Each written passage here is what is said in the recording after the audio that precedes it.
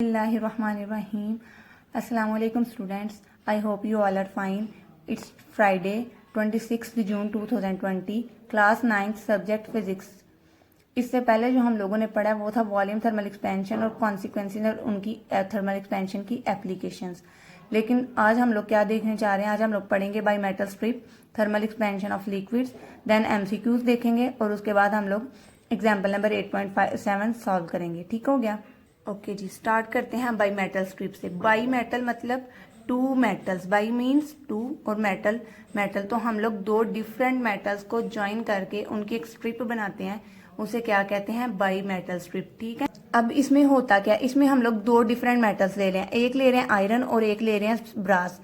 अब ब्रास की एक प्रॉपर्टी क्या है कि ब्रास कम हीट पे ज्यादा जो है वो एक्सपेंड करता है। ठीक है, तो आयरन को हम लोग कूल ही रहने देते हैं, आयरन को हम लोग हॉट हीट नहीं प्रोवाइड करते, लेकिन ब्रास को जो है हम लोग हीट करके उसको, उसकी प्रॉपर्टी है कि वो ज्यादा एक्सपैंड होता है, तो इस तरह से ब्रास को एक्सपैंड करके इन दोनों को ज्वाइन कराते हैं, जिसको कहते हैं बाई मेटल स्ट्रिप।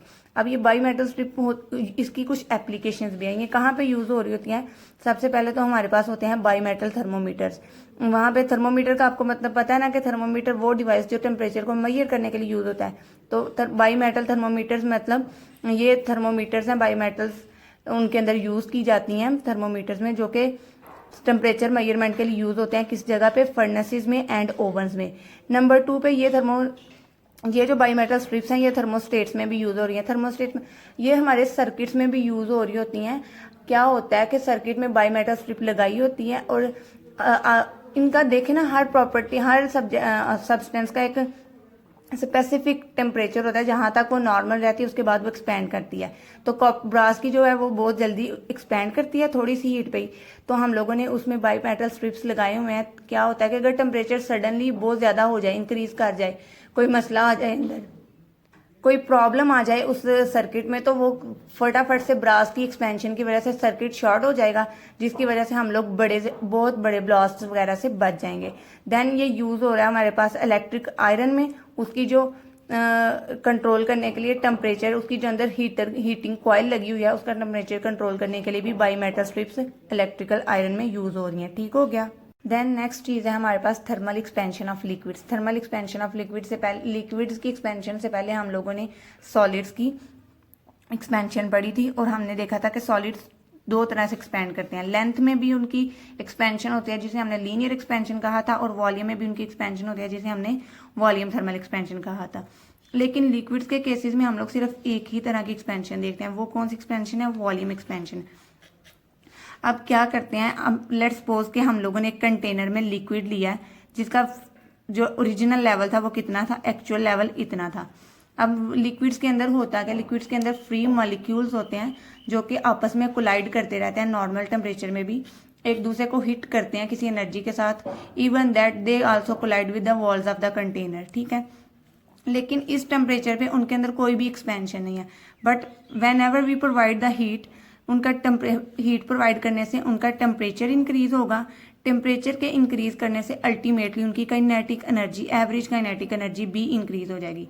जब एवरेज काइनेटिक एनर्जी इंक्रीज होगी तो वो एक दूसरे को ज्यादा फोर्सफुली हिट करेंगे, ज्यादा एनर्जी के साथ हिट करेंगे और ज्यादा स्पेस लेंगे, दूर दूर जाएंगे काइनेटिक एनर्जी की, उनकी कोलिजन से ज्यादा हो जाएंगे, तो वो अपनी जगह से जो इतने से वॉल्यूम में आ रहे थे वो अपना थोड़ा सा वॉल्यूम इंक्रीज कर लेंगे और देन उनका वॉल्यूम, ये वाला इंक्रीज्ड वॉल्यूम लेवल यहाँ तक आ जाएगा। ठीक हो गया? कोलिजन की वजह से हीट प्रोवाइड की, टेम्परेचर इंक्रीज हुआ, and temperature is directly proportional to kinetic energy, तो काइनेटिक एनर्जी के इंक्रीज होने से उनका वॉल्यूम भी इंक्रीज हो गया। ठीक हो गया? तो इसमें एक और चीज, ये इस तरह से वॉल्यूम, लिक्विड्स का वॉल्यूम जो है वो इंक्रीज होता है। ठीक है, इस तरह से उनमें वॉल्यूम एक्सपेंशन देखी जा सकती हैं। And we also know that there is no defined volume of liquid. Liquids का खुद कोई वॉल्यूम, कोई शेप कुछ भी नहीं होता, वो उसी कंटेनर की शेप ले लेंगे जिसमें आप लोग उसे फिल करेंगे। ठीक है, तो जब हम लोग उसे हीट प्रोवाइड करेंगे तो उनके वॉल्यूम में जो इंक्रीज आएगा वो दो तरह से आएगा। वो कौन सा होगा? अपियरेंट वॉल्यूम एक्सपेंशन और रियल वॉल्यूम एक्सपेंशन। अब अपियरेंट वॉल्यूम एक्सपेंशन वो होगी जो हमें नजर आएगी, जैसे हम लोगों ने उसको हीट किया तो हमने देखा कि ये एक्चुअल वॉल्यूम है और ये उनका इंक्रीज्ड वॉल्यूम है, तो ये उसका अपेरेंट वॉल्यूम एक्सपेंशन हो गया।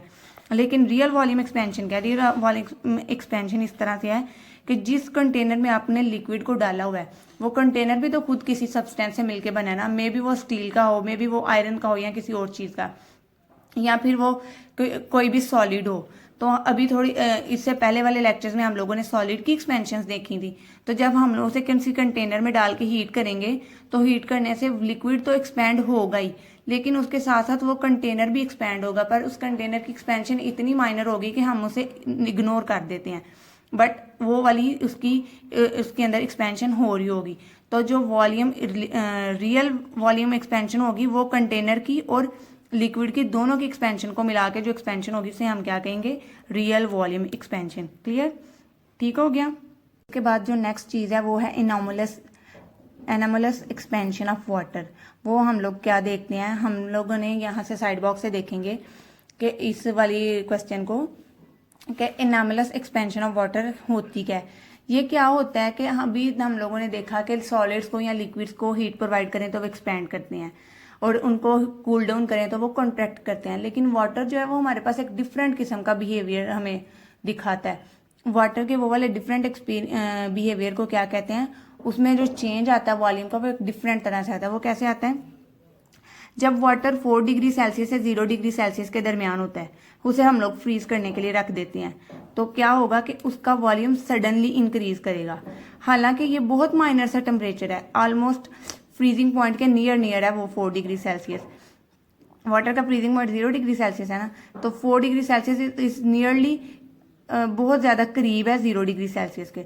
तो क्या होगा कि यहाँ पे तो वाटर को नॉर्मली जो है वो बजाय एक्सपैंड होने के, सडन एक्सपेंशन होने की वजह से उसको कॉन्ट्रैक्ट होना स्टार्ट करना चाहिए, लेकिन वो क्या करता है? वो हमें सडन इंक्रीज हम उसमें देखते हैं, उसके वॉल्यूम में सडन इंक्रीज आता है, बट बिलो 0 डिग्री सेल्सियस वो कॉन्ट्रैक्ट होना स्टार्ट हो जाता है। तो जो उसकी ये वाली अब नॉर्मल बिहेवियर है इसको हम क्या कहते हैं? Anomalous expansion of water. ठीक है, इसके लिए आप लोगों ने ये शॉर्ट क्वेश्चन भी करना है इधर से, what is anomalous expansion of water, तो आप लोग ये बॉक्स लिखेंगे। ठीक है, अब हम लोग करने लगे हैं एग्जाम्पल नंबर 8.7। स्टेटमेंट देखें, find the volume of a brass cube at 100 degree Celsius whose side is 10 centimetre at 0 degree Celsius. Coefficient of linear thermal expansion of brass is 1.8 exponential -5 per kelvin. Find करना है हमने brass cube का volume 100 degree Celsius पे।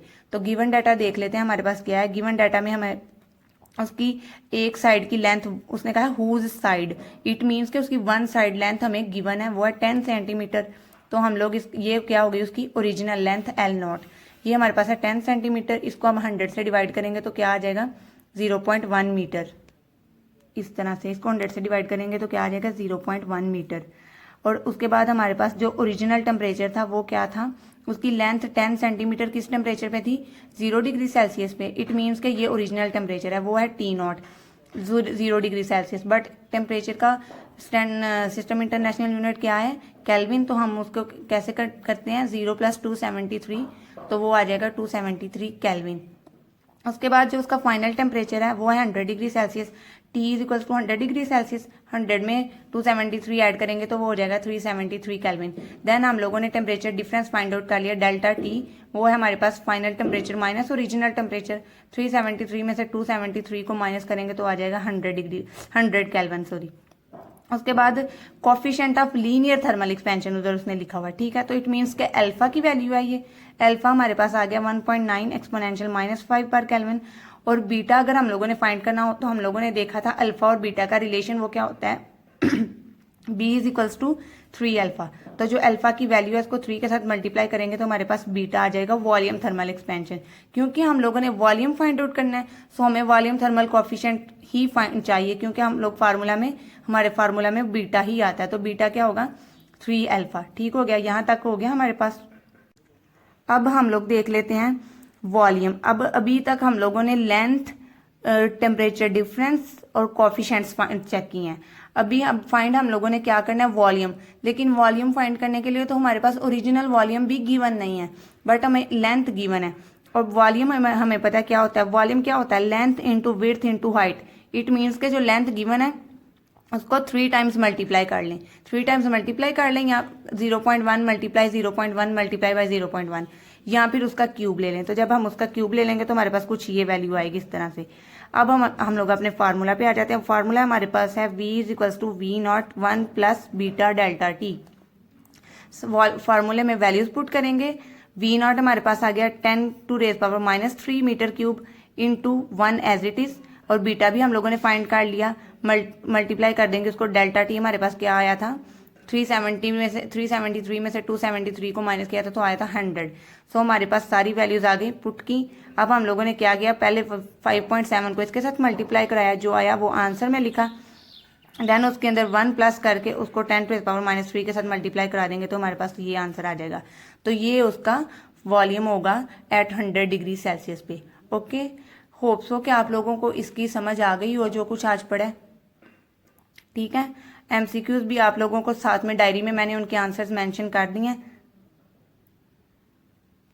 Check कर लें कि करना क्या। यहाँ से बाईमेटल स्ट्रिप को लिखेंगे कि बाईमेटल स्ट्रिप को डिफाइन करेंगे, देन उसके कुछ यूजेस लिखेंगे। उसके बाद हमारे पास यहाँ से क्वेश्चन बनता है कि what are the types of thermal volume expansion for liquid. तो हम लोग ये 2 टाइप्स के नेम राइट करेंगे। देन अनोमलस एक्सपेंशन के लिए पूरा बॉक्स लिखेंगे। साथ में हम लोगों ने एग्जाम्पल किया 8.7, और एमसीक्यूज के जो आंसर्स हैं वो मैंने डायरी में मेंशन कर दिए हैं, उधर से आप लोग चेक कर लीजिएगा। ओके क्लास, अल्लाह हाफिज़।